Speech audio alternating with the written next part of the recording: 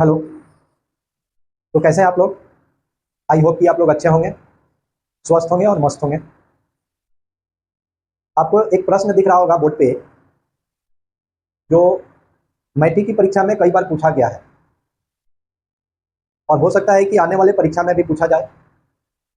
Question में लिखा गया है, 3 अंकों वाली कितनी संख्याएं हैं जो 7 से विभाज्य है? 3 अंकों वाली कितनी संख्याएं हैं जो 7 से विभाज्य हो जाएगी?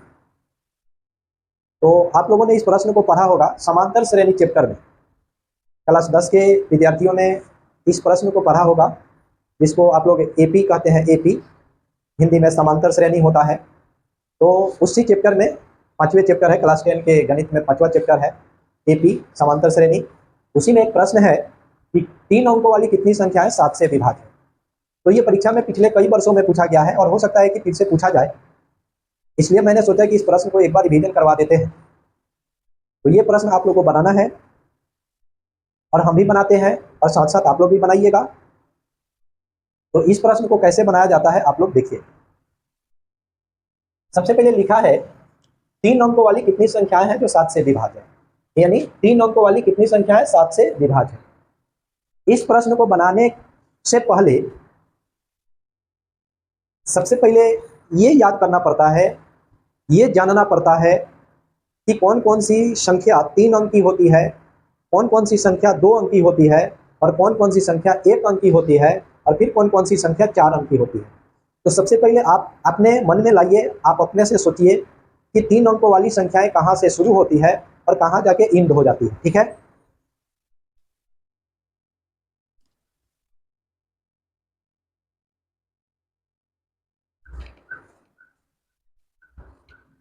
तो आइए फिर से हम आ गए हैं आपके पास। देखिए, तो आपको इस बात को ध्यान में लाना है कि 3 अंकों की संख्या कहाँ से शुरू होती है और कहाँ जाके समाप्त हो जाती है। अगर ये आपके मन में आ गया, ये आप सोच लिए कि 3 अंकों की संख्या कहाँ से स्टार्ट और कहाँ समाप्त, तो समझिए कि आधा प्रश्न आपको बन जाएगा, आपका बन जाएगा। दूसरी बात, अगर 3 अंकों की संख्या मिल गई और उसके बाद वैसी संख्या मिल गई जो 3 अंकों की है और 7 से विभाजित होगी, तो आपका आंसर पूर्ण रूप से आ जाएगा। तो सबसे पहले आपको याद करना पड़ता है, एक अंकों की संख्या, एक अंकों की संख्या, एक अंकों की संख्या आपको पता है 0 से शुरू होकर 9 तक जाती है। एक अंकों की संख्या 0 से 9 तक होती है। फिर अगर आप देखिएगा तो 2 अंकों की जो संख्या होती है वो 10 से 99 तक जाती है। और फिर उसी तरह से अगर 3 अंकों की संख्या देखना है तो 3 अंकों की संख्या देखना है तो 100 से 999 तक जाती है। क्लियर? तो आपसे यहाँ क्या पूछा गया है, 1 अंकों की संख्या पूछा गया है क्या? तो 1 अंकों की संख्या तो पूछा नहीं गया है, तो उसको तो देखना नहीं है। 2 अंकों की संख्या पूछा गया है क्या? तो 2 अंकों की भी संख्या नहीं पूछा गया है, लेकिन पूछा क्या गया है 3 अंकों की।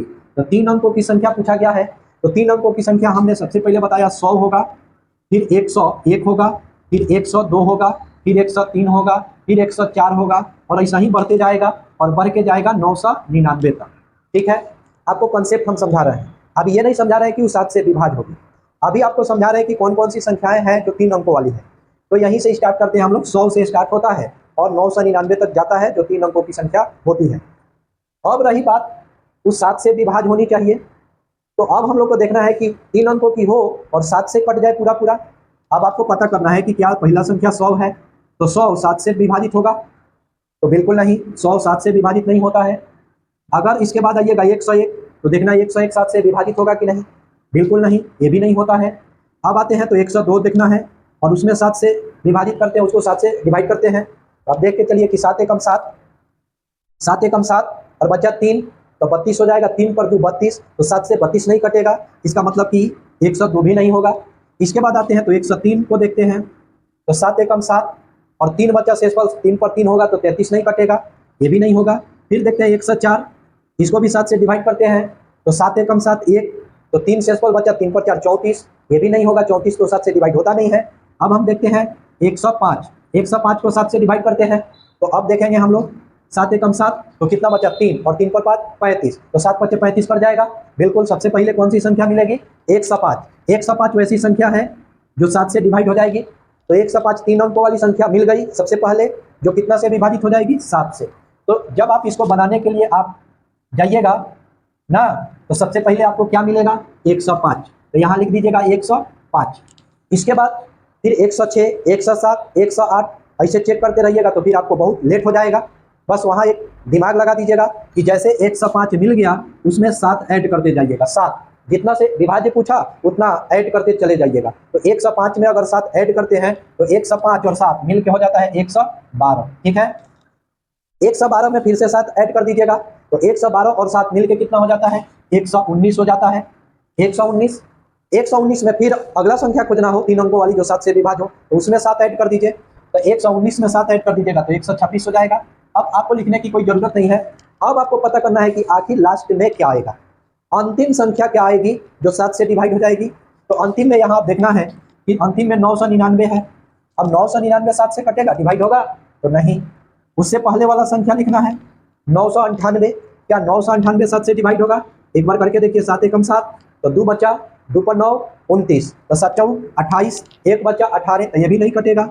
अब देखिए 197, 197 को 7 से देखिए, तो फिर यहाँ कितना 9 एकम 9, तो 2 29, अब फिर 7 चौक 28, तो ये 17, ये भी नहीं कटेगा। फिर 996 को देखेंगे, 9 एकम 9, तो फिर 29 28, लास्ट में 6 आएगा, 16 नहीं कटेगा।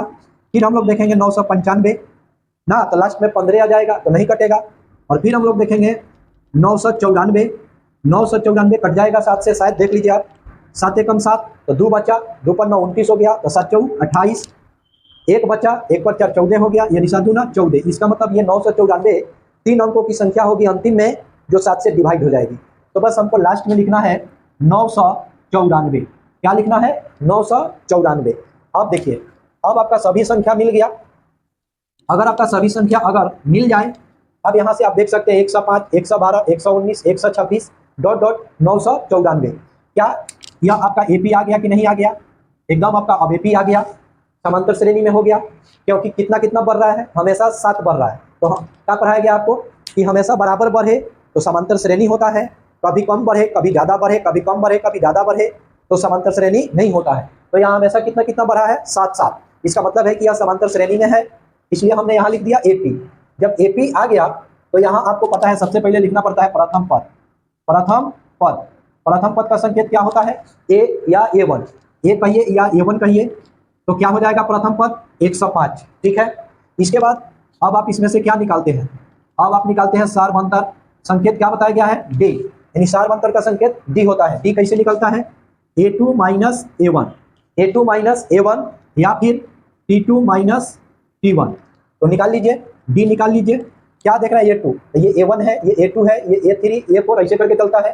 तो a2 में कितना है 112 और a1 में कितना है 105, अगर आप घटाइएगा तो कितना बचेगा 7, यानी डी का मान आ गया आपका 7।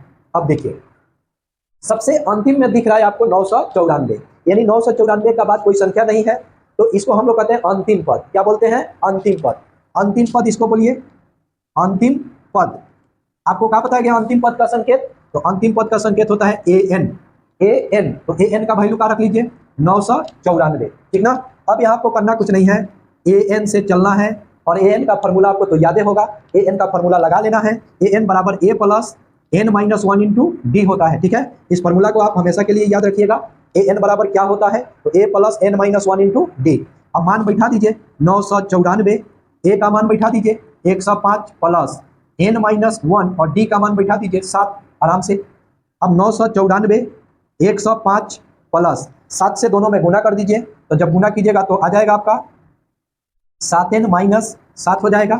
अब इस प्रश्न को यहाँ देख सकते हैं आप, 994 फिर बराबर 105 और 105 प्लस में और 7 माइनस में, 105 में से 7 को घटा दीजिए तो कितना आएगा 98 आ जाएगा, 98 और प्लस कितना 7n, या आप 98 प्लस 7n बराबर 994 लिख सकते हैं। जब आप 7n निकालिएगा यहाँ से तो 994 माइनस कितना आ जाएगा 98, क्योंकि ये प्लस में है, बराबर के बाद जाएगा तो माइनस में हो जाएगा 7n बराबर। अब 994 में से 98 को कैंसिल कीजिए, 4 में से 8 नहीं जाएगा तो 14, 14 में से 8 जाएगा तो 6 हो जाएगा, 8 14 6 हो जाएगा। यहाँ कितना बचा 8 बचा, 8 में से 9 नहीं घटेगा, हर चीज लीजिएगा तो 18 हो जाएगा, 18 में से 9 घटाइएगा तो 9 आ जाएगा। इसके बाद यहाँ कितना बच गया, अब 8 बच गया, इसका मतलब 994 में से 98 को घटाइएगा तो 896 आ जाएगा। अब यहाँ से आप n निकाल लीजिए, n निकालिएगा तो 896 ऊपर चल जाएगा और 7 नीचे आ जाएगा, ठीक है। अब 896 को 7 से डिवाइड कीजिए, तो डिवाइड कीजिए तो आपका हो जाएगा 7 एकम 7, एक बचा, एक पर 9 19, तो 7 दूना काटिए, 7 दूना 14, यहाँ था 19, तो बचा कितना 5 और 5 पे 6 56, तो 7 8 56। तो n का वैल्यू कितना आ गया, n का वैल्यू आ गया 128। आपसे क्या पूछा गया है, आपसे पूछा गया है कि 3 अंकों वाली कितनी संख्याएं हैं जो 7 से विभाज्य है। तो यही आपका आंसर निकल के आ गया, 128 को 3 अंकों की ऐसी संख्या मिलेगी जो कितना से विभाज्य होगी, 7 से। तो यहाँ आप लिख सकते हैं कि अतः 128 3 अंकों की वैसी संख्या है, या 128 3 अंकों की संख्या है, 3 अंकों वाली संख्या है जो 7 से विभाज्य है। 7 से क्या है, तो 7 से विभाज्य है। लेकिन आपका आंसर यहीं पे आ जाएगा, यहाँ भी आप आंसर लिख दीजिएगा तो आपका आंसर गलत नहीं होगा, ठीक है। तो यही होगा 128, 3 अंकों वाली कितनी संख्या है, 7 से विभाज्य है। तो 3 अंकों वाली 128 ऐसी संख्या है जो कितना से विभाज्य हो जाएगी, 7 से। तो आई होप कि आप लोगों को ये वीडियो पसंद आया होगा। तो अगर ये वीडियो पसंद आया हो तो लाइक कीजिए, कमेंट कीजिए और अपने दोस्तों के पास शेयर कर दीजिए, और अपने हर ग्रुप में शेयर कर दीजिए। और अगर हमारा यूट्यूब चैनल आप लोग सब्सक्राइब नहीं किए हैं और इस प्रकार का प्रश्न आप देखना चाहते हैं जो परीक्षा में पूछा हुआ हो या भविष्य में पूछने वाला हो, तो आप मेरा यूट्यूब चैनल को सब्सक्राइब कीजिए, विजया क्लासेस बाय संतोष सर। और अगर इसी वीडियो को आप फेसबुक पर देखना चाहते हैं तो वहाँ जाइए और वहाँ सर्च कीजिए और वहाँ आएगा संतोष कुमार, फॉलो का बटन आएगा, फॉलो कीजिए और वहाँ भी इस वीडियो का आनंद लीजिए। तो चलिए इस प्रकार के नेक्स्ट वीडियो को देखने के लिए कुछ देर वेट कीजिए, इंतजार कीजिए, फिर हम लेकर के आते हैं जो पहली बार पहले कभी पूछा गया हो या कुछ चांस बनता हो कि आगे परीक्षा में पूछा जाएगा। तो हमसे जुड़े रहने के लिए आप यूट्यूब पर बने रहिएगा। चलिए और बताइए कि ये वीडियो आपको कैसा लगा। तब तक के लिए आप लोगों को धन्यवाद।